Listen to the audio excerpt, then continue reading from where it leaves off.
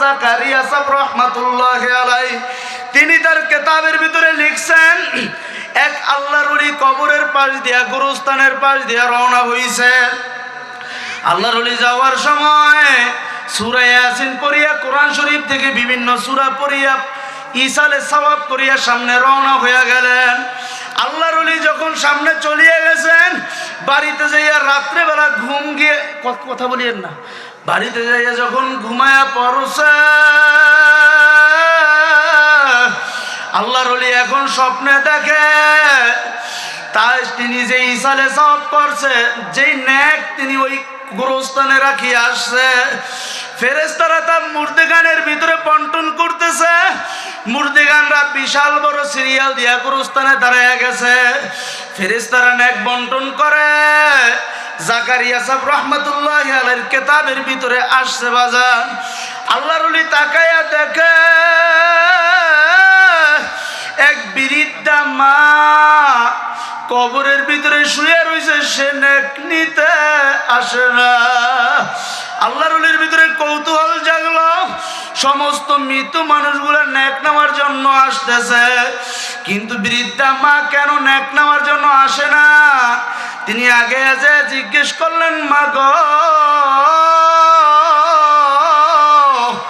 তুমি কেন নেক নিতে আসো না? বৃদ্ধা মা ডাক দিয়া বলে, হুজুর আমার নেকের কোনো প্রয়োজন নাই, আমি দুনিয়ার ভিতরে একটা সন্তান রাখিয়ে আসছি। ওই সন্তান প্রতিদিন দোকান অমুক জায়গায় অমুক গ্রামে আমার বাড়ি, আমার সন্তানের অমুক জায়গায় বাসা। আমার সন্তান প্রতিদিন কোরআন শরীফ পড়িয়া কিছু টাকা সদকা দিয়া আমার জন্য ইসালে সওয়াব করে। হুজুর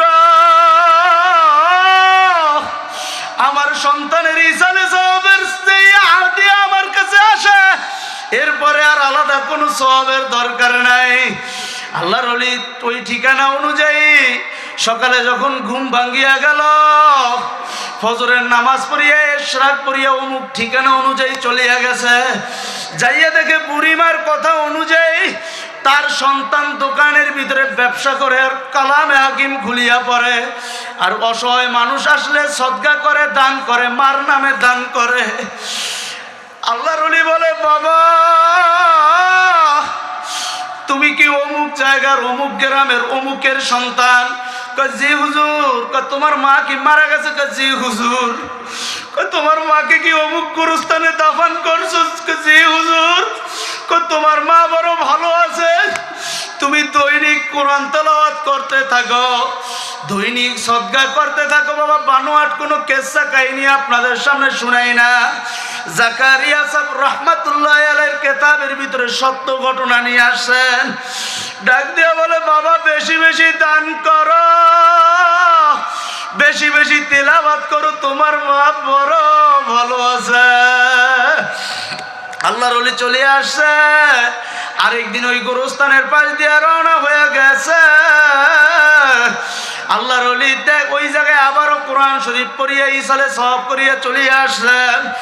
আল্লাহর ওলি রাতের বেলা ঘুমাইছে, ফেরেশতারা আবারও নেক বন্টন করা শুরু করিয়া দিছে।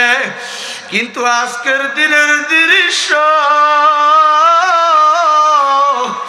সম্পূর্ণ ভিন্ন। বাজারে দিক সেদিক তাকান না, আমার দিকে একটু খেয়াল করেন। আজকের দিনের দৃশ্য সম্পূর্ণ ব্যতিক্রম। আল্লাহর ওলি তাকায়া দেখে যেই বৃদ্ধা মা কবরে শুয়ে ছিল, আজকে ফেরেশতাদের কাছ থেকে নেক নেওয়ার জন্য সবাই আগে সিরিয়াল ভাঙ্গিয়া ভাঙ্গিয়া সবাই আগে নেক নেয়। আল্লাহর ওলি জিজ্ঞেস করে, মা গো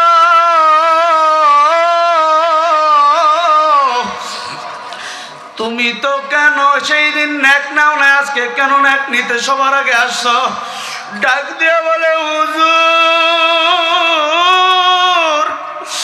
আমার যেই কলিজার টুকরা জাদু মানিক দুনিয়াতে ছিল, আজকে আমার জাদু মানিক নাই হুজুর। হুজুরা, আমার জাদু মালিক গত পরশুদিন অ্যাক্সিডেন্ট হয়ে দুনিয়ার থেকে চলে গেছে। বাজান রে,